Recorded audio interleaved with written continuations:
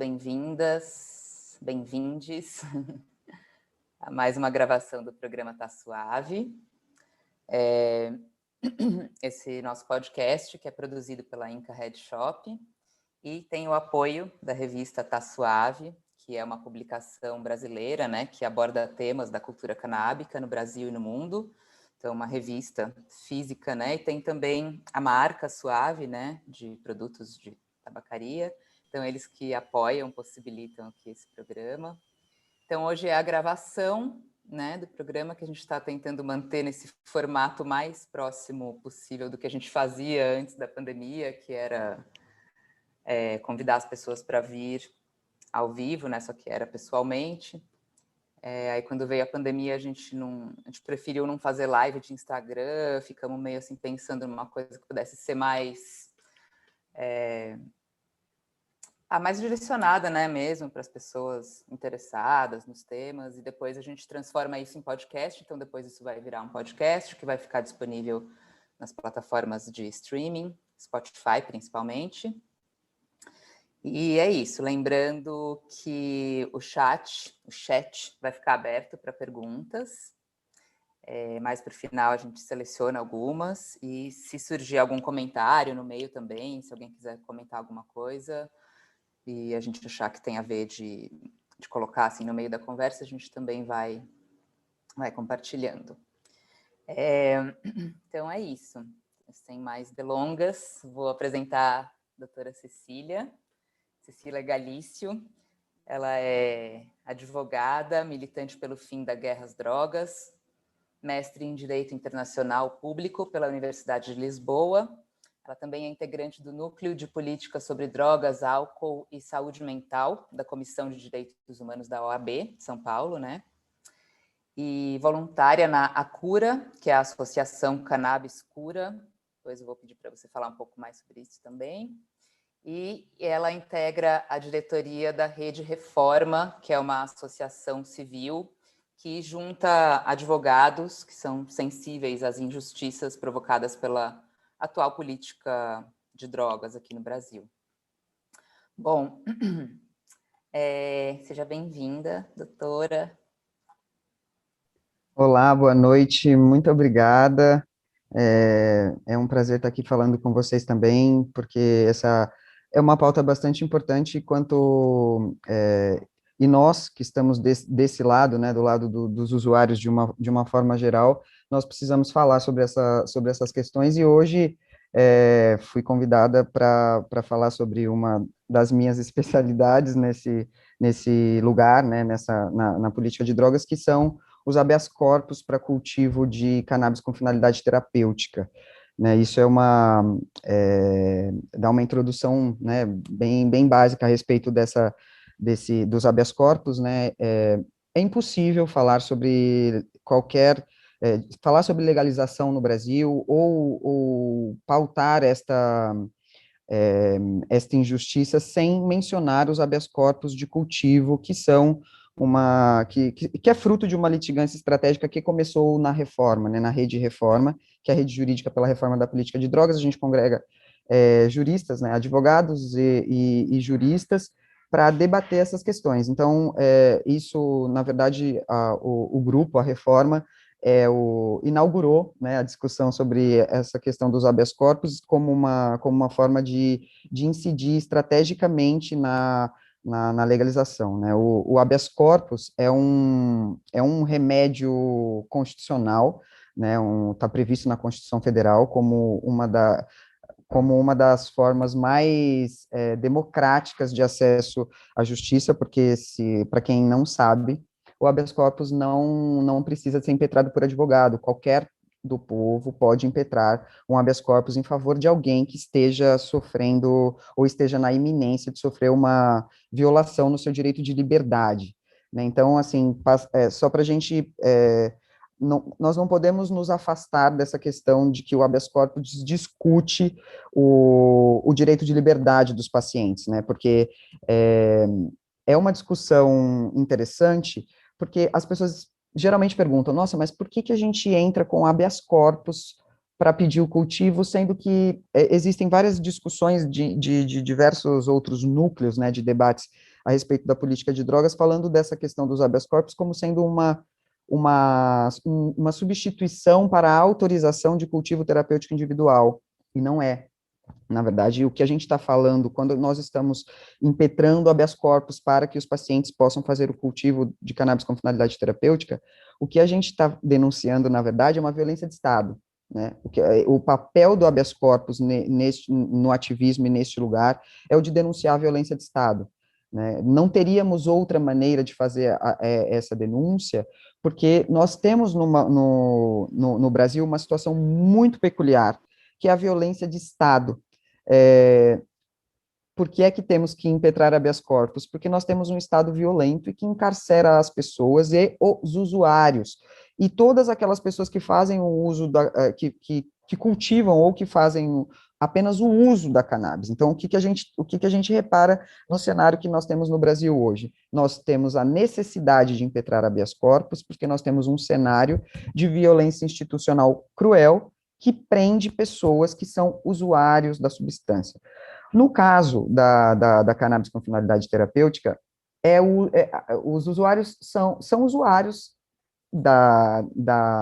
do vegetal, da planta, da substância, tal como os usuários adultos, né? Então, a gente está falando da mesma categoria de sujeitos que está descrito lá na lei de drogas, são usuários, né? E quando a pessoa cultiva, decorrente dessa política massacrante, nós temos a insurgência da polícia, como a polícia apreende as plantas, prende as pessoas, denuncia por tráfico de drogas. Toda a questão relacionada ao cultivo está maciçamente relacionada ao tráfico de drogas. Então, todas as vezes que nós temos uma situação em que a pessoa é abordada com cultivo, a primeira coisa que acontece é tráfico de drogas. Então, o habeas corpus tem esse lugar hoje no cenário jurídico brasileiro como sui generis, é uma coisa que, teoricamente, né, a gente não cola, não junta uma coisa com a outra, porque, de acordo com o artigo 28 da Lei de Drogas, o uso, né, a posse para uso, não tem pena privativa de liberdade. Então, qualquer pessoa que faça o uso da substância ou o cultivo para fins de uso, teoricamente, né, do ponto de vista legal, essa pessoa não seria submetida a pena, a uma prisão ou a uma acusação por tráfico de drogas. No entanto, como nós temos essa situação de violência policial e dessa máscara, né, essa máscara que a gente tem dessa desigualdade, aí é que os habeas corpus se tornam necessários e não há outra ferramenta jurídica possível, porque a questão da esfera civil não está relacionada à substância à substância proibida ainda, né? Então, não existiria um caminho cível para falarmos de uma substância proibida que está na lei de drogas, né? É esquisito falar de habeas corpus, mas nós não temos nenhuma outra opção para denunciar essa violência e proteger os pacientes não só de não serem presos, mas também de não terem as plantas apreendidas e a descontinuidade no tratamento. Em resumo, habeas corpus para cultivo de maconha terapêutica é isso. Então, e como que a gente pode se empoderar mais, assim? Sei que esse termo está meio desgastado, assim, mas é isso, né? Power to the people. Uhum. Porque uma coisa que eu até pensei em comentar, assim, para começar, foi que uma coisa curiosa, assim, que quando a gente estava pensando em te entrevistar, né, o Emi já vinha falando de você há algum tempo, doutora Cecília, estou pensando em chamar ela, super legal. Aí eu fui imaginando, assim, né, a doutora Cecília, e eu imaginava uma pessoa super séria, fria, distante, sabe? E aí quando eu te conheci, eu falei, nossa, não é nada disso, né? Super calorosa, aberta, divertida, assim, e eu pensei em compartilhar isso, porque eu acho que não é uma viagem só minha, assim, né? A gente tem uma sensação de que a lei, né, de um distanciamento da lei, assim, de que para estar em contato, para saber usar a lei, a gente tem que, sei lá, estudar muito, e é uma coisa criptografada mesmo, né? É quase uma coisa criptografada que muitos poucos têm acesso, né? Concordo. Então... Concordo contigo, isso é o dia a dia, né? A gente, essa questão, eu sou uma manteiga, não tem nada de uma pessoa fria e distante, não. E justamente estou nisso por humanismo, e nem é por profissionalismo, né? Na verdade, é lógico que a gente também atua de maneira responsável, e, enfim, mas é mais por humanismo, porque, de fato, existe um distanciamento muito grande, né? A gente costuma usar a expressão, tem uma fossa de Mariana entre as pessoas e a lei, né? E muitas vezes o meu trabalho, o nosso trabalho, o trabalho dos advogados que atuam diretamente nos flagrantes, nas situações emergenciais de coação, de violência, de constrangimento, né? A gente está ali para no máximo, explicar para o delegado a letra da lei. É mais ou menos assim, olha, por favor, leia comigo, né? Por favor, leia comigo, porque é muito básico e está muito claro. Assim, parece que está muito distante da gente, mas eu convido as pessoas a fazerem uma leitura da lei de drogas. Acho que todas as pessoas que em algum momento se entendem usuários de drogas ilícitas, ou mesmo de substâncias lícitas, mas enfim, que causam impacto, eu convido a ler a lei de drogas, porque quando a gente tem, aconteceu comigo também, a minha especialização, como você falou, eu não venho da área criminal originalmente, né, desse ambiente originalmente, mas a leitura da lei de drogas, ela é esclarecedora, porque ela não tem a ver com essa violência que a gente vê diariamente sendo praticada, né? Então, é isso. Realmente, a violência é tanta que a gente esquece até da lei, e a lei, por pior, que a gente discute a inconstitucionalidade do artigo 28 da Lei de Drogas, porque de modo que, ainda que não tenha pena de prisão estabelecida, tem uma punição. O Estado não pode interferir na esfera de escolha do cidadão quando ele está fazendo o uso de qualquer coisa que tenha, que tenha impacto para ele.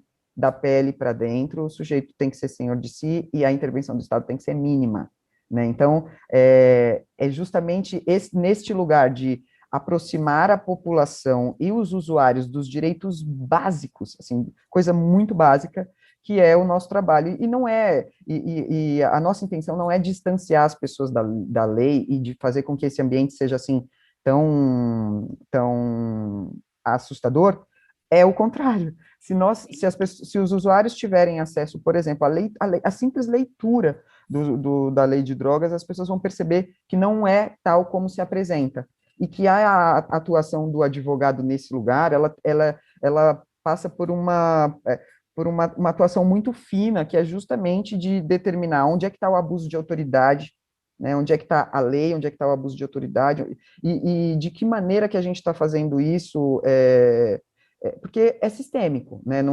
Eu não posso dizer, o ano passado, eu tenho uma experiência nós temos experiência em atendimento de várias ocorrências.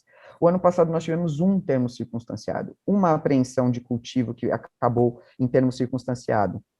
É Termo muito sério circunstanciado isso, é o né? quê? Significa uso, que a pessoa foi flagrada com um cultivo e o delegado entendeu que aquele cultivo se destinava ao uso pessoal, e aí a pessoa simplesmente foi lavada esse termo circunstanciado, e aí é que está a inconstitucionalidade que a gente está discutindo. Não deveria existir nem isso, né? Nem isso tem que ter. Mas a nossa realidade nós temos uma lei que diz que o uso não tem pena privativa de liberdade, e uma violência policial que encarcera as pessoas indiscriminadamente pelo simples fato de portarem a droga. Não só a planta, mas a substância também, né? Nós temos o compromisso de fazer com que isso fique muito claro para a população que, por vezes, esse não é um problema da lei, isso é um problema de corrupção sistêmica, né? Existe um lugar em que as pessoas estão acostumadas com a violência decorrente do tráfico de drogas e não observam de onde ela vem, né? O traficante é o inimigo público número um. As pessoas não têm ideia de como é que são fundamentadas as sentenças de tráfico de drogas. Às vezes uma pessoa dá um exemplo de um caso que atuamos, 69 gramas de maconha prensada, e aquele é o inimigo público que merece ficar encarcerado durante meses. com um custo social gigantesco, um custo econômico, custo mesmo, custo de uma pessoa presa, a gente sabe que gira mais ou menos em torno de R$ 3.000 de custo por uma pessoa presa na cadeia, né? Então, assim, como é que a gente está transformando, sim, por mês, como é que a gente está transformando usuários em inimigos públicos nesta mesma toada? Nós estamos, o Brasil é o terceiro país, a terceira maior população carcerária do mundo, né? Nós temos uma ocupação de 166% dos estabelecimentos prisionais. É um estado de coisas inconstitucional o cárcere no Brasil, mas mesmo assim os juízes estão lá aplicando uma pena que coloca na cadeia um usuário de droga, né? O que a gente pretende mostrar o que a gente tem pretendido mostrar com o nosso trabalho é esse, né? Que a política de drogas está voltada para o genocídio da população negra e pobre, né? Então, não existe uma averiguação, não existe um sistema de, vamos verificar em termos de saúde pública o que é melhor para esses usuários, vamos verificar em termos de outras medidas diversas da prisão, para que essa pessoa se ressocialize, né? Então, o que a gente vê todo mundo é traficante até o usuário, na métrica da justiça, todo mundo é traficante até o usuário, e o traficante é o inimigo público número um. É o que faz, o tráfico, segundo alguns juízes, é o que faz com que a sociedade tenha violência. E, na verdade, tem razão. E, na verdade, tem razão, porque não existe nenhum equilíbrio numa situação onde a população preta e pobre está sendo morta pela polícia. Esse conflito vai acontecer, porque a gente está falando de um conflito entre pessoas e armas, né? A violência, o uso ou o consumo de substâncias e de drogas, em geral, parte do seguinte pressuposto: tem um adulto, em 90% dos casos, é lógico que a gente também sabe que existe uso por menores, mas, enfim, tem um adulto que tem capacidade econômica de ir até lá e adquirir uma substância para fazer o uso dela, né? Eu sempre me pergunto onde é que nós encontramos a hediondez disso, porque, para além de tudo, o tráfico de drogas é um crime hediondo, né? Ele é hediondo, a sociedade está aqui para combatê-lo como se fosse um crime contra a vida, é hediondo o tráfico de drogas. Onde é que está a hediondez da ação do traficante que oferece a você, em troca do seu dinheiro, uma substância que você quer comprar? Hediondez, na minha opinião, seria o caso de a pessoa ser amarrada e pegar o pó lá da favela e enfiar no nariz da pessoa e obrigá-la a fazer o uso. Isso é hediondo. Mas onde é que o tráfico é um crime hediondo, sendo que a gente sabe que o tráfico, doutrinariamente falando, é um crime econômico, né? É um crime que pressupõe uma venda de uma substância que é proibida. As pessoas não deixam de comprá-las, não deixam.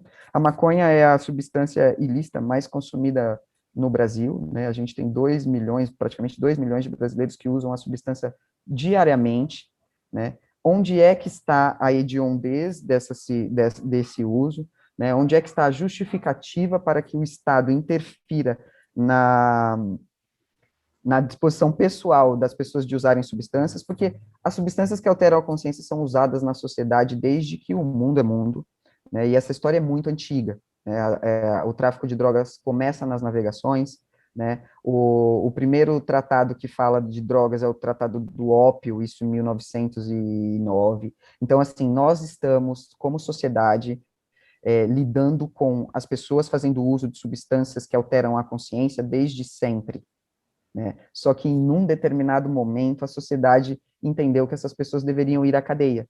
E neste momento que nós estamos agora, nós percebemos que isso é um tiro no pé, porque o que a gente está fazendo é fomentando a violência, fomentando a corrupção e tirando da população direitos básicos como vida e liberdade, né? Vida e liberdade, isso aí é muito mais do que lei de drogas, né? Então, a nossa proposta é aproximar as pessoas de como discutir política de drogas, quando a gente estiver falando, olha, mas o traficante tem que ser preso. Ele tem que ser preso por quê? Qual foi o ato tão violento que ele causou, né, para a sociedade, se não para um ou um grupo muito determinado de indivíduos, né? Como é que a gente pode dizer que o traficante, aquela pessoa que vendeu a substância, comete um crime contra a sociedade? Né? Essas pessoas são facilmente identificadas, são usuários da substância, que, em geral, fizeram essa escolha adulta. Né? Então, é muito grave falar do tráfico de drogas como crime hediondo, e aí a gente percebe por que a gente precisa de habeas corpus. Porque num clique, você passa de usuário para traficante, e você cometeu um crime hediondo, e isso vai ser muito prejudicial para a sua vida como um todo. Os processos, em geral, os processos crimes demoram em torno de 2 anos. Imagina que uma pessoa fica ali com aquela coisa, e todo mundo fica... Hoje em dia, essas informações são facilmente encontradas na internet. Você digita o nome do sujeito e você já sabe se ele tem uma condenação, ou ele responde a um processo por tráfico de drogas, ou se ele responde a um processo por qualquer coisa. E isso é muito injusto. Parece banal, mas é um processo, amanhã acaba e sai, você vai ter sua ficha limpa. E o período que você ficou socialmente condicionado àquela condição de inimigo público, diante da sua família, do seu trabalho, dos seus amigos e etc. Né? É uma violência que não tem hora para acabar, ela começa e não tem hora para acabar. Né? É muito grave que as pessoas estejam sendo presas porque cultivam maconha. É muito grave que elas sejam presas porque cultivam com finalidade terapêutica, e até a questão do tráfico de drogas como crime hediondo precisa ser revisto pela sociedade. E o que você acha que tem, assim, de específico na maconha? Não sei, deve ter esses dados, assim. Qual é a droga que mais bota gente na cadeia? Eu acho que é a maconha primeira, né? É porque é a maconha por conta do número de usuários, né? Então, como a gente tem essa pergunta é muito importante. Essa pergunta é muito importante mesmo, porque, inclusive, neste lugar de falarmos sobre uso de substâncias, a maconha, ela ocupa um lugar que parece que maconha, ok, né? A gente consegue discutir sobre maconha porque a gente fala muito sobre maconha. Mas essa discussão não pode ser feita só no âmbito da maconha, ela precisa ser feita no âmbito de todas as substâncias, porque a gente não pode discriminar a substância. Para começar, a gente está falando de uma questão de saúde pública, né, o uso de qualquer substância. Nós temos uma referência, que é uma tabela do David Nutt, que fala sobre o impacto que o uso da substância causa no usuário e na sociedade. Então, é um dado bastante interessante, e ele diz que o álcool atinge 32% dos usuários dessa substância, né, do álcool. Em cada 100, 32 vão desenvolver algum problema decorrente desse uso. A maconha é 9, cai para 9, né, 9%, então 9 em cada 100.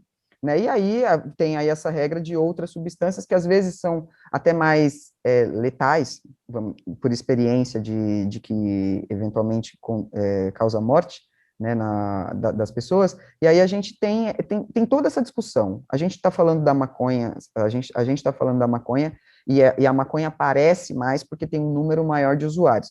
Mas quando a gente está falando de outras drogas, o preconceito e a repressão policial é ainda maior, é ainda mais violenta quando a gente está falando de outras drogas. A gente está mais ou menos num campo suave, porque a gente tem aí esse viés da maconha com a finalidade terapêutica, né? Então, parece que olha, tá tudo bem, mas na verdade não tá, né? Na verdade não tá. A questão da maconha, segundo dados da Secretaria de Segurança Pública aqui do Estado de São Paulo, nós temos 50% das pessoas que estão presas por conta de tráfico de drogas foram presas com até 40 gramas de maconha. Absurdo. É muito pouco, assim, é uma quantidade que não faz o menor sentido encarcerar as pessoas por conta desta quantidade, tendo em vista o custo que isso tem para o Estado. Né? Vamos imaginar que quando uma pessoa, qual que é o impacto de uma pessoa sendo acusada injustamente de tráfico de drogas? Vamos imaginar uma pessoa cultivando lá, tem suas 10 plantinhas em casa e foi abordada. No mínimo, são 2 policiais militares envolvidos nessa primeira abordagem, ou policial civil.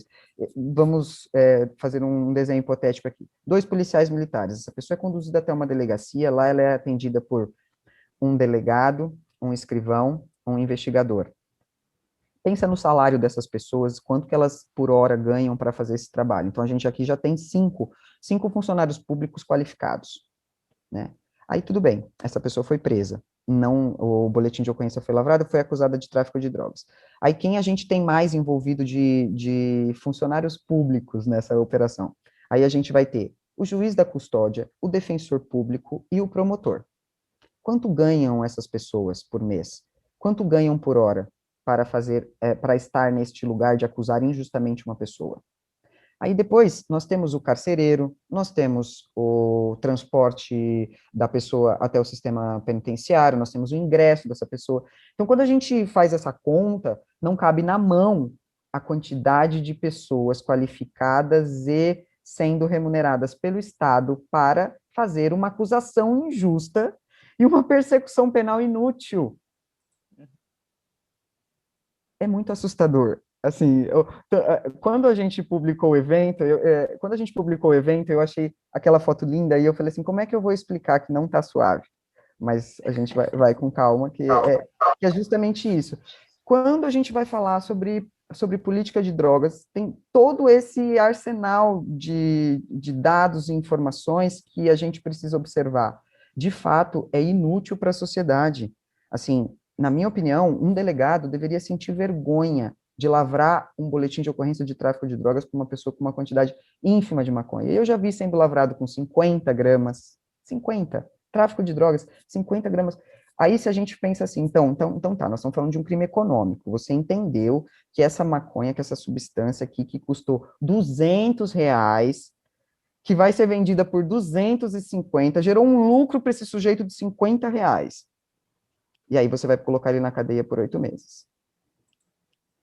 Não faz sentido sob nenhuma abordagem, sob nenhum aspecto que a gente aborde aqui essas questões faz sentido, mas é muito importante que a gente analise e que a gente tenha na ponta da língua o que é que o Estado está fazendo com as pessoas e com os recursos públicos, né? E com os recursos públicos também. É inútil a persecução penal de usuários. É inconstitucional a prisão de usuários.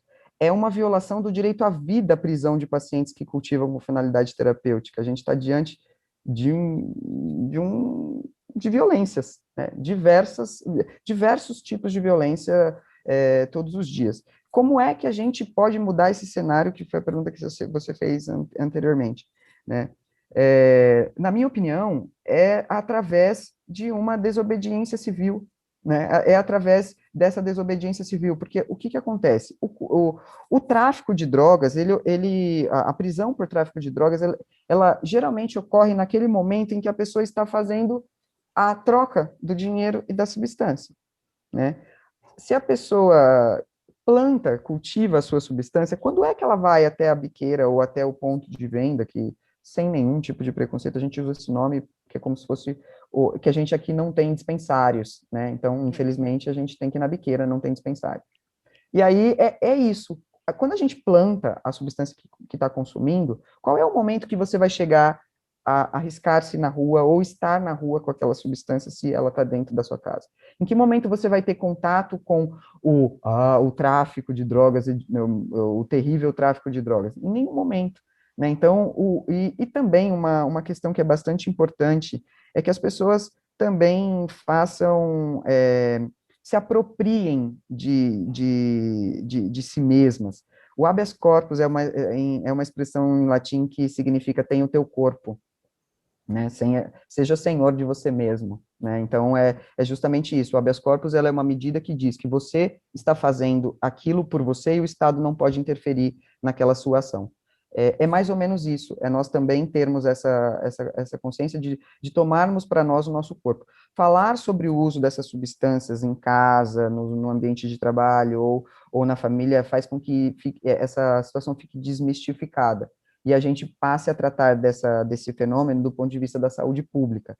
É muito comum nas famílias nós termos alcoólatras e maconheiros. Assim, na família tradicional brasileira a gente vai ter, né? Mas o álcool assim, se a pessoa é alcoólatra, coitada, se ela é maconheira, filha da puta. Né? Então, tipo, a gente também tem que falar sobre esses estigmas dos usos das substâncias permitidas, das substâncias proibidas, Qual que é a relação que a gente tem entre elas? É o uso, é o sujeito. A droga sozinha, a droga lá, ou o álcool dentro da garrafa, ela não tem nenhum impacto. Ela só vai acontecer o impacto quando a substância interage com o humano, né? E ela vai interagir com cada humano vai interagir com essa substância de uma maneira muito pessoal. De modo que a maconha, a gente sabe e é comprovado, todas as pessoas que fazem uso sabem que raramente você vai ter uma disposição para praticar a violência a partir do uso dessa substância. Ao passo que, por exemplo, no álcool, essa não é uma realidade. Aumentam os níveis de violência. A gente não está dizendo que é para trocar uma coisa pela outra, vamos ser, ninguém está falando isso de jeito nenhum. Mas cada sujeito precisa se apropriar do uso da substância que faz e do impacto que isso causa para ele e para a sociedade, né? Se eventualmente ele não puder afastar-se desse uso, moderar esse uso, e ele tiver consciência de que aquele uso é a escolha da rotina, a escolha da vida, as pessoas vão à academia todos os dias, tem gente que faz coisas assim inimagináveis, como rotina, como hábito, né? Se você entende que esse é o seu hábito, que isso seja feito com responsabilidade, porque também se você recorre ao tráfico, a sua vida também tá correndo risco, né? Nós temos os confrontos com a polícia mataram no período de 2017, de 2015 a 2017 a mesma quantidade de pessoas que a guerra da Síria. Então, se a gente pensar friamente, nós, como usuários, que em algum momento temos que nos deslocar até algum lugar para fazer a aquisição dessa substância, estamos sim também correndo riscos, né? Entendo que o empoderamento, né, que o empoderamento das pessoas e dos usuários passa por essa conscientização do próprio uso, do uso que faz da substância, né? Então, é maconha? Cultiva, é uma planta, né?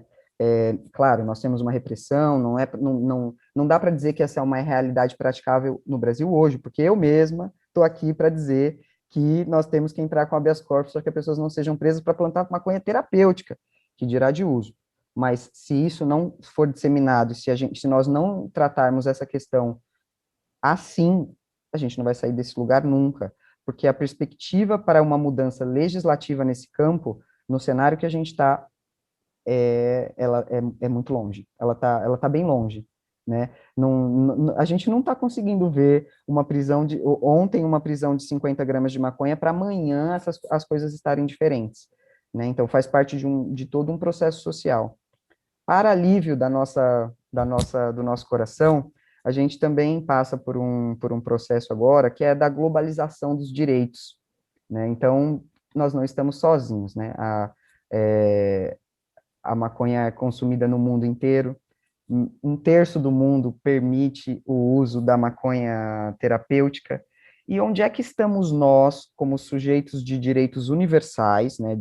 Direito à vida, direito à liberdade, à dignidade, são direitos universais, né? Onde é que a gente está nesse lugar, né? A globalização dos direitos e a expansão do fenômeno da legalização pelo mundo traz um certo consolo para nós, porque não é possível que a gente vai ficar separado por uma fronteira imaginária, né, da dignidade. A gente está falando aí a gente já está começando, a gente tem Uruguai, a gente tem Argentina, a gente tem Colômbia, nós temos aí vários exemplos aqui bem perto, bem próximo de nós, e por que nós não somos sujeitos globais de direitos nesse sentido, né?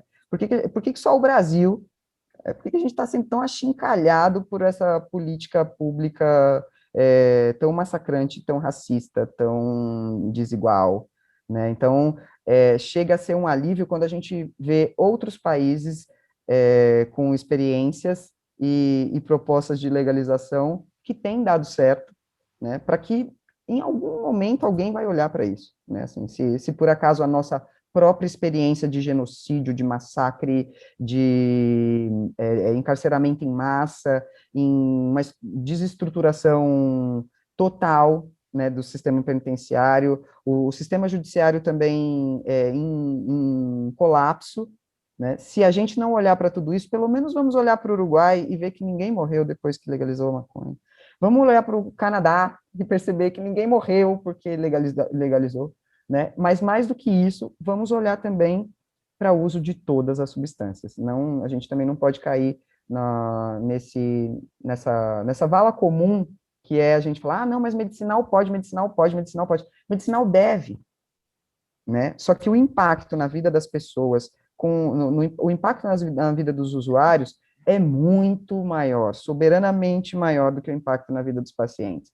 Porque se a gente puder dizer aqui hoje que a gente tem 50 mil pacientes no Brasil, ou 100 mil pacientes no Brasil, a gente está falando de 2 milhões de usuários, né? Que conta é essa doida que a gente resolve também, no lugar da saúde pública, salvar só alguns, né? É muito bonito ver o movimento da legalização pela cannabis, as mães, as crianças, o quanto de impacto positivo isso causa de qualidade de vida nas pessoas, mas as crianças epiléticas, as crianças autistas e que têm se beneficiado desses tratamentos, são tão crianças quanto as 9 crianças negras que morreram no Rio de Janeiro de bala perdida e de confrontos com a polícia. São crianças também, né? Então, é complexo a gente fazer uma escolha, né? O governo não pode fazer uma escolha, até nós podemos, né? Eu escolho militar pela legalização da maconha, a Laura também, mas o governo não. O governo não. O governo é de todos, é para todos. Enfim, é para o bem-estar social, né? Então é duro, é difícil e às vezes confuso. Mas eu espero que a gente esteja aqui caminhando para ter pelo menos uma visão mais crítica desse processo.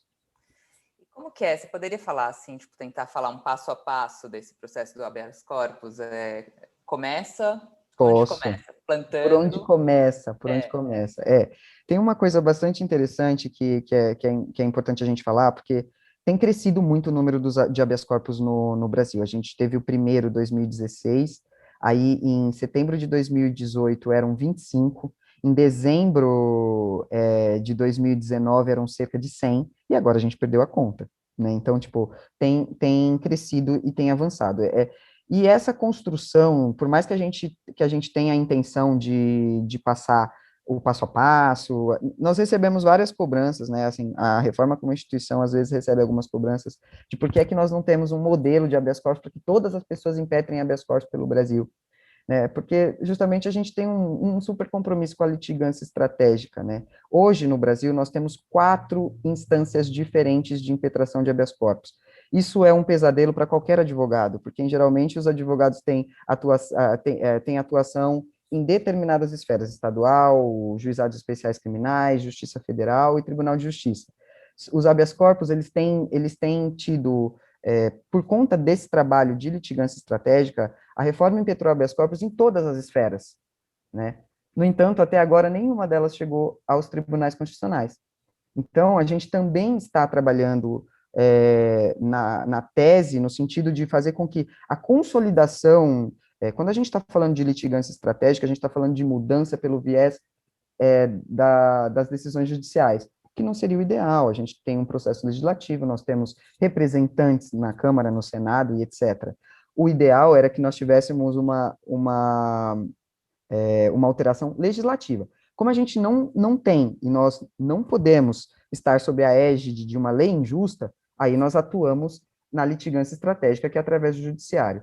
Então, não é tão simples assim, porque cada pessoa vai ter ali, tem uma particularidade. Mas vamos falar de uma situação básica, né? Aqui vou falar daqui de São Paulo, que é o lugar onde a gente costuma atuar mais, né? Que os habeas corpus têm sido impetrados na Justiça Federal, com o pedido de importação de sementes, mas o roteiro é mais ou menos isso. O paciente precisa ter um médico. A primeira coisa que a gente vai conversar sobre habeas corpus não é comigo, é com o médico. Assim, geralmente as pessoas procuram um advogado primeiro, mas não, primeiro é o médico. Esse tratamento precisa estar sendo acompanhado por um médico. É a primeira coisa. Em geral, o que nós alegamos cada pessoa vai ter um perfil, né? Mas quando a gente está falando de pessoas que não têm condições de arcar com o custo do medicamento importado, o que a gente vai alegar essa hipossuficiência? Em geral, essa pessoa já tentou o custeio da cannabis pelo SUS e não conseguiu, porque é muito difícil mesmo. e nós tivemos alterações significativas na legislação de custeio em 2019, que passaram que comprometeram bastante o fornecimento de cannabis pelo SUS, dificultou muito o acesso, porque agora, a partir de agora, essas ações têm que ser impetradas na esfera federal. E é muito mais difícil, as pessoas não têm acesso à defensoria pública da União, né? Então, tem toda essa questão. Mas voltando ao habeas corpus, a gente tem o tratamento médico, o acompanhamento médico, a comprovação de que essa pessoa não tem condições de fazer a importação desse medicamento, um laudo que ateste que a pessoa, que o óleo que a pessoa está cultivando, que a pessoa extrai do seu cultivo, está causando efeito positivo no tratamento e o médico recomenda a continuidade desse tratamento. É muito importante também falar que, atualmente, nós tivemos, assim, o ano passado, uma explosão de decisões bastante técnicas a respeito dos habeas corpus. É importante saber qual que é a quantidade de miligramas dos canabinoides que a pessoa está usando por dia para que você tenha uma terapia, né? Por mais que a maconha seja um tratamento que é modular, que depende do sistema endocannabinoide de cada um, tem que ter uma referência médica, que isso a gente acaba usando muito para justificar a quantidade de plantas nos habeas corpus, porque não é simplesmente plantar, né? Se você tiver uma patologia grave e você precisar, por exemplo, de 500 miligramas de canabinoides por dia, você vai ter que ter, em média, 200 plantas. Então, não é simplesmente você dizer, quero plantar, quero fazer tratamento, tenho receita médica. Você vai conseguir ser autônomo, né? Porque planta não tem sábado, não tem domingo. Qual que é... A gente também costuma analisar, os advogados da reforma, as pessoas que atuam nesse lugar, a gente costuma avaliar com bastante carinho a condição de cada pessoa. Porque, vamos imaginar, nós temos casos clássicos aqui que todos nós conhecemos. O Gilberto, por exemplo, que é um paciente de esclerose múltipla. Em algum momento ele precisa de ajuda, né? Em algum momento ele precisa de uma outra pessoa. E como é que a gente também assume que a gente transfere total e completamente a responsabilidade de um tratamento médico para uma pessoa quando a gente tem um sistema único de saúde que promete o tratamento universal? Né? Então, também é uma responsabilidade muito grande daquele paciente que vai começar a fazer um cultivo com finalidade terapêutica, ele não vai poder parar. Né? Geralmente a gente está falando de doenças crônicas ou de doenças graves e de doenças que terão uso contínuo de medicamento. Né? É muito importante atentar para esse fator também. Mas superado isso, vamos imaginar que a pessoa tenha condições de cultivo, tenha experiência suficiente para cultivar, extrai o óleo com finalidade, com eficácia terapêutica, e o médico está acompanhando o tratamento. É isso. Em suma, são esses os requisitos do habeas corpus. Estar cultivando para fazer o pedido de habeas corpus é fundamental sob o nosso ponto de vista, embora nós tenhamos, eu particularmente já impetrei habeas corpus preventivos em que a pessoa não estava nem cultivando, mas diante de toda essa evolução jurisprudencial, de toda essa evolução das decisões que a gente tem visto, né, isso é importante deixar claro que a pessoa está na iminência de sofrer uma violência de Estado. Né? Então, se você não tem planta nenhuma na sua casa, se você você pede um habeas corpus preventivo, não tem perículo in mora, que é o termo que a gente usa para justificar, por exemplo, a concessão das liminares. Né? Então, você não tem planta nenhuma, a polícia não vai nunca poder colocar você dentro da cadeia. Mas, se você tiver planta, a polícia pode. Então, a gente tem como fazer a impetração do habeas corpus. É muito interessante também a impetração do habeas corpus, é importante que as pessoas saibam que, por mais que os processos tramitem em segredo de justiça, nós temos o compromisso de fazê-lo em segredo de justiça. O que acaba por acontecer? As pessoas precisam, o processo tramita em segredo de justiça, mas de alguma maneira as pessoas acabam ficando sabendo que essa pessoa tem um habeas corpus, né? Porque todo mundo gosta de falar dessa informação. E aí tem uma outra questão. Vamos imaginar, esse produto, essa substância, essa mercadoria, essa planta seca, chega a custar aqui em São Paulo, em média, entre 60 e 85 reais o grama. É quase mais que ouro.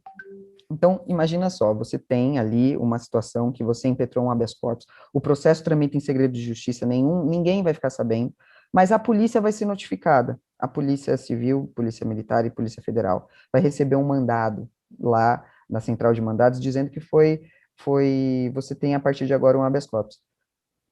Imagina o perigo dessa informação ser utilizada com má intenção, né?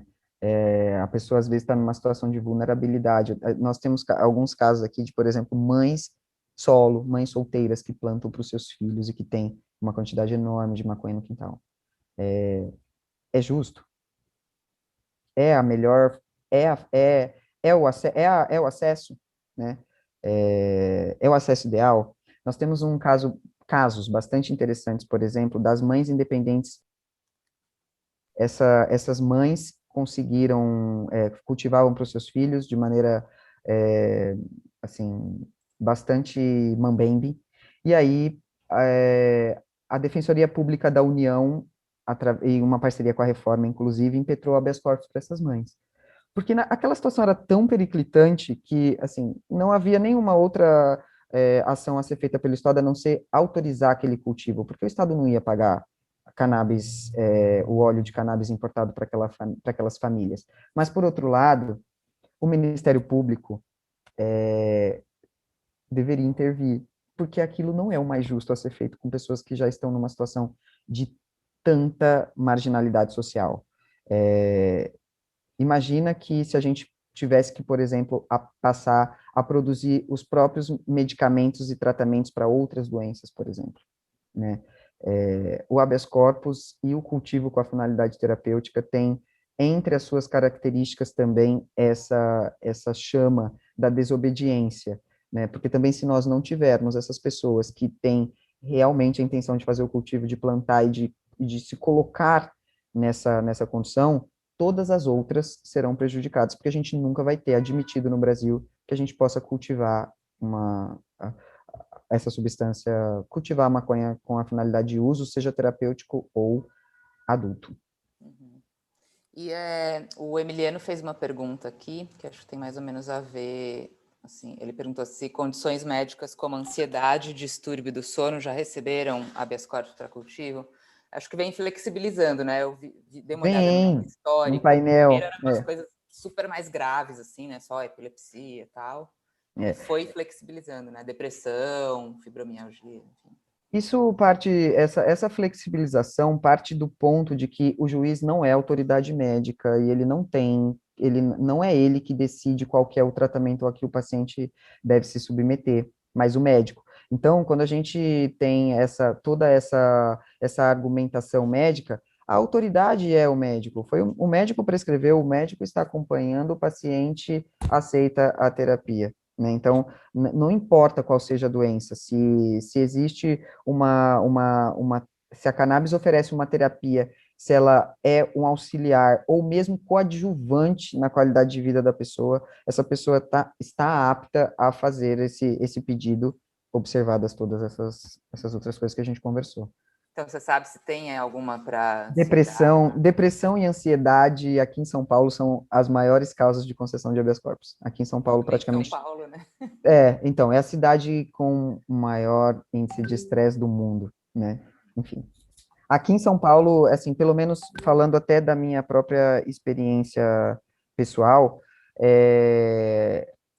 tem muitos habeas corpus para depressão e ansiedade. Eu tenho psiquiatras são os médicos com quem eu mais tenho contato e também porque tem uma outra, né? Tem uma outra situação também, né? Tem essa discussão, ela acaba permeando para outras esferas de direito administrativo e etc. O Conselho Federal de Medicina, né? Ele estabelece, tem uma resolução que diz que só podem fazer a prescrição de cannabis os neurocirurgiões, neurologistas e psiquiatras. Então, por isso que a gente tem aí também um número grande de profissionais da psiquiatria fazendo a prescrição, porque é permitido, não gera nenhum constrangimento para esses profissionais. Então, também a gente ainda tem que lidar com essa palhaçada de que médico que pode prescrever Mas as decisões judiciais, elas têm todas meio que ignorado, né, o CFM, porque, para além de tudo, do ponto de vista médico, para aquela pessoa que fez o juramento de Hipócrates, ver uma pessoa com uma necessidade terapêutica e atender a resolução do CFM, desculpa, nem precisava, né? Então, é bom, porque nós já temos visto, inclusive, médicos do SUS fazendo prescrição de cannabis, sendo que, teoricamente, não pode. Já tem caso de habeas corpus que foi feito a prescrição por médico da família, isso é lindo, né? Assim, veja, parece que a gente não sai do lugar, né? Assim, parece que a gente não saiu do lugar, mas tem tão poucos habeas corpus. Nossa, nós já fizemos, tem uma trajetória, do ponto de vista jurídico, nada se constrói do dia para a noite, e olhando para essa trajetória, a gente percebe que a gente já caminhou bastante, que cada vez a gente solta mais a gente deixa mais uma pulguinha atrás da orelha do juiz, né? Eu vou contar essa situação porque ela é maravilhosa, ela é ótima. Nós temos clientes que ajudam muito o advogado na hora da audiência, e a gente estava numa situação de uma audiência e a juíza perguntou ao cliente, algemado, coisa terrível, como é que era o uso da maconha, como é que ele fazia o uso da maconha, e ele de livre e espontânea vontade, não orientei, olha que orgulho, fiquei feliz a ver. A senhora toma vinho com seus amigos? É igual, só que a gente fuma maconha. Maravilhoso. É. Ela não Então, tem o que falar, né? não, assim, delícia, né? Delícia. A gente venceu, né? Venci juridicamente esse dia.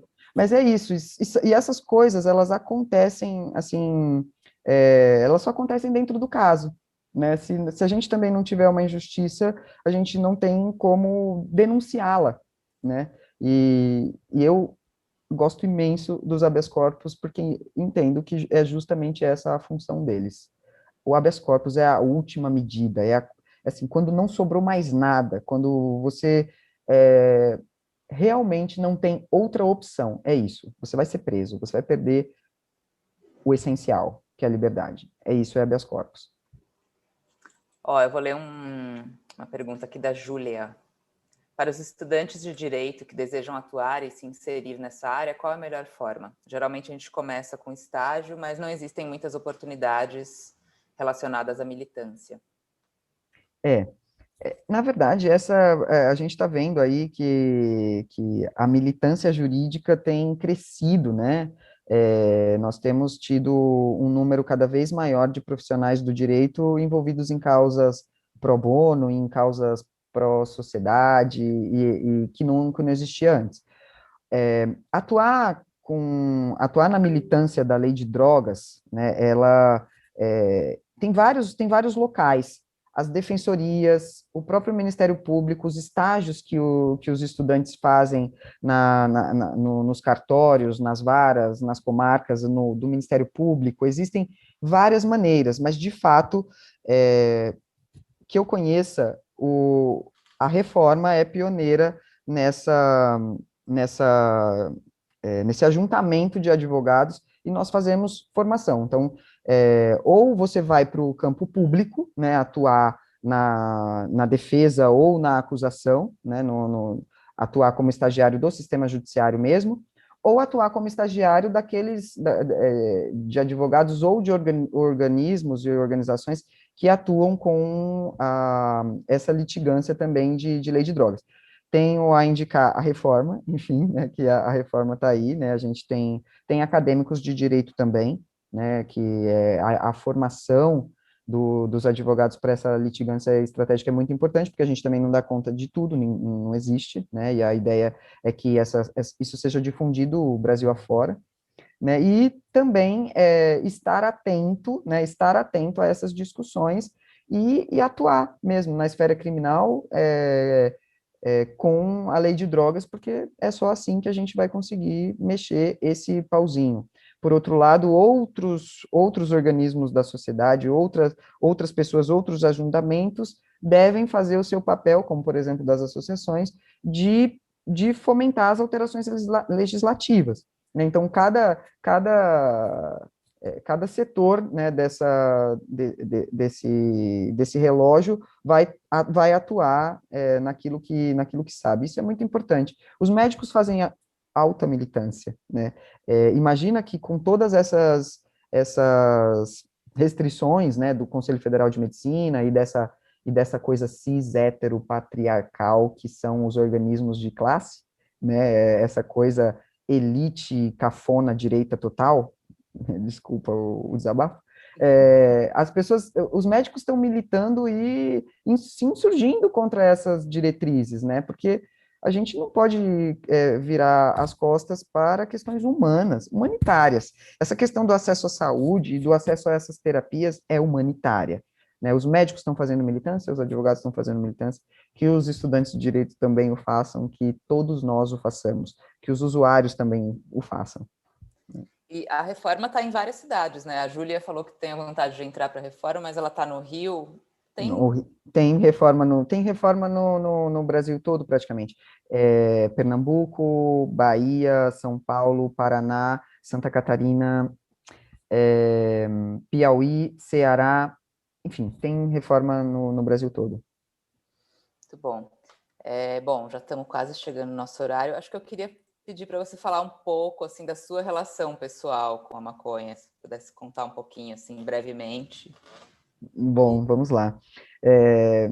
Da minha relação como usuário da substância, é até engraçado, porque contrariando a regra, eu comecei a fazer o uso de maconha bastante tarde. Eu tinha para ir 35 anos quando eu comecei a fazer o uso de Uau. maconha. E eu até costumo brincar, eu falo, crianças, eu tenho pulmão para fumar muito mais maconha que vocês, enfim, Total. estou numa super vantagem, porque eu comecei super tarde, e aí eu vou conseguir fazer isso com mais tempo. Mas é mais ou menos isso, eu comecei a fumar maconha no mestrado, olha que coisa engraçada. E eu sou muitíssimo agitada, muitíssimo, e aquilo foi era ótimo, era ótimo. Aquele uso se incorporou na minha vida com qualidade de vida, né? Porque eu estudava muito e, enfim, e comecei a fazer o uso da substância, mas era só o uso mesmo. Em 2017, o meu ex-companheiro teve um problema de saúde gravíssimo, né? E passou a ter que fazer da maconha sua terapia, né? Porque ele não podia usar opioides, etc. E aí, como advogada, eu cheguei a imaginar, nossa, que cheguei mais ou menos muito, muito, muito antes dessa conclusão de tudo que a gente conversou hoje, mas pensei, poxa, posso fazer alguma coisa. E aí foi nesse ambiente que a gente começou nós fundamos a Cura, né? Um grupo de pessoas resolveu falar, ó, então vamos fazer isso direito, vamos fundar uma associação. E aí foi como começou. E através disso surgiu o primeiro habeas corpus que eu impetrei pessoalmente, até tem bastante estudantes de direito aí, foi um desafio pessoal, eu estudei sozinha, não tive ajuda de ninguém, não era minha área, mas como o habeas corpus é uma peça democrática que está aí no mundo inteiro para sempre, né, é uma questão de estudar mesmo, uma questão de, inclusive até entre nós, temos aqui um membro da Reforma que também fez a mesma coisa, e aí, assim, é isso, o habeas corpus aconteceu de uma maneira espontânea, e aí depois eu conheci a Reforma, e aí passei a atuar de maneira institucional, inclusive até bastante importante lembrar que no comecinho, assim, a Reforma é uma honra estar na Reforma, né, eu me sinto agraciada todos os dias por contar com essas pessoas que têm tanto ou mais amor do que eu na causa, e eu fui a primeira mulher a ocupar a diretoria da Reforma, né, foi mais ou menos um sistema de cotas, né, que a gente precisava fazer isso, e hoje nós temos paridade de gênero na Reforma. Parece que é pouco, mas é muito difícil convencer uma mulher a entrar numa delegacia 4 horas da manhã numa situação de flagrante com 8 homens armados e 2 algemados. Então, é muito difícil é muito difícil que as mulheres queiram atuar neste lugar. Eu confesso que nem sou tão jovem, nem tão inexperiente, que por vezes as minhas pernas tremem também. Assim, de verdade, é um ambiente muito violento e assustador para as mulheres, né? É um ambiente machista, que não tem nenhuma afinidade com a maneira como nós, mulheres, resolvemos as coisas. que é geralmente sem violência, né? Então, é difícil, mas hoje a gente tem paridade de gênero na reforma, então nós temos metade da reforma é composta dessas mulheres que também fazem isso com a espada na mão. É muito importante que as mulheres também se envolvam nesse processo. É raríssimo encontrar uma mulher delegada. É raríssimo encontrar. Assim, clientes mulheres também são raras. O ano passado eu só atendi 2. Né? Não deveria ser ninguém, mas assim, só para a gente ilustrar, né? Então, é importante que as mulheres também ocupem esses espaços, né? Essa discussão é uma discussão da sociedade, não é, tá, é uma discussão de saúde pública, está muito além da esfera criminal, embora a gente tenha que engolir o sapo do direito penal no âmbito dessa discussão, infelizmente. Muito bem, acho que estamos nos encaminhando para o fim. Deixa eu ver se tem mais alguma pergunta aqui que eu perdi, mas acho que é isso. A Júlia. Acho que é isso. A gente sempre pede no fim para indicar uma música, né? Aí a Cecília já foi lá e fez logo uma playlist. Ah, eu vou colocar aqui o link. Vou colocar o link da playlist. Peraí. Pois é, eu tive até ajuda com essa playlist, para falar a verdade, porque eu adoro fazer playlists, adoro. Eu trabalho muito lendo o tempo todo, escrevendo, então eu estou sempre ouvindo música. É aí, pessoal, aproveitem, essa é a minha sugestão de músicas para ouvir chapando, chapado ou amando. Maravilha, gente. Tem aqui. Você quer comentar alguma das músicas? Olha, eu gostaria muito que que as pessoas ouvissem Maria Joana, do Erasmo Carlos. Gente, isso é uma delícia. Tá. Essa música é uma delícia. Sugiro degustá-la. Com bom back, que ela é linda, porque assim, tipo, hoje a gente pode falar, né, nós tivemos, me permita fazer um parênteses com essa questão da música, nós tivemos aí aquela perseguição que a Ludmilla sofreu por conta da música Verdinha e tal, e outro dia teve um disparate que o secretário de Segurança Pública do Estado de Minas Gerais soltou um Twitter falando para o Ministério Público se manifestar, porque todo mundo que estivesse divulgando a música também era cúmplice disso. Oi? Nossa, nós estamos em 2021, a censura já acabou, assim, a gente não pode mais falar sobre isso. E a Maria Joana é mais ou menos isso, que a gente, provavelmente, ele não podia falar maconha, então a gente ficou aí com essa delícia, com essa poesia, enfim, com esse ode à nossa querida Maria Joana. Muito bom. Então na edição eu vou colocar essa, e acho que tem uma outra aqui que eu vi que eu curto muito também, que é Salve, né, com Tommy Guerreiro. Salve! Tem Stevie Wonder e o Snoop Dogg. Snoop Dogg e Stevie Wonder, pessoal. Ouçam essa música que ela tá ótima. Ah, eles participam? Sim, tá nessa playlist. Quem mais que Snoop Dogg para cantar sobre isso? E Stevie Wonder dá um show, enfim. Tá ótima. Suspeita sou eu, mas ouçam, Maria Joana e enfim. Muito bom, gente. Tá aí o link para a playlist, quem quiser já segue lá. E é isso aí.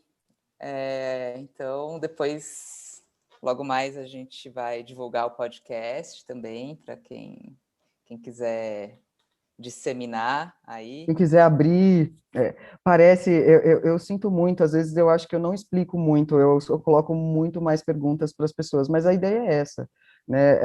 É muito mais eficiente o processo de aprendizado quando a gente consegue responder as perguntas, quando nós mesmos conseguimos responder as perguntas, né?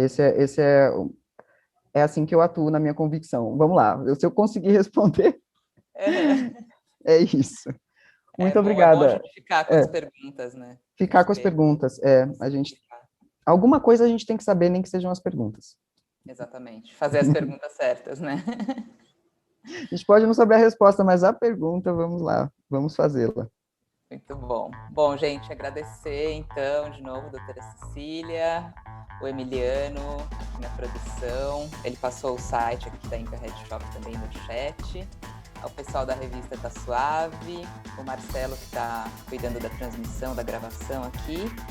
E é isso, vamos em frente, vamos combinar mais vezes. Papos, sim, vamos combinar. Acho que a gente precisa, bastante, eu acho que a gente já pode até puxar o gancho para uma outra conversa para falar sobre saúde mental, né, para falar sobre políticas de saúde mental e de apoio aos usuários e às pessoas que desenvolvem problemas. Isso é muito importante a gente falar sobre luta antimanicomial. O governo Bolsonaro tem cometido abusos gigantescos no âmbito da autonomia das pessoas, as internações compulsórias, as casas... É um retrocesso, né? A gente precisa esclarecer que o uso de substâncias tem que ser tratado nesse âmbito e não no âmbito do obscurantismo, da cura e etc.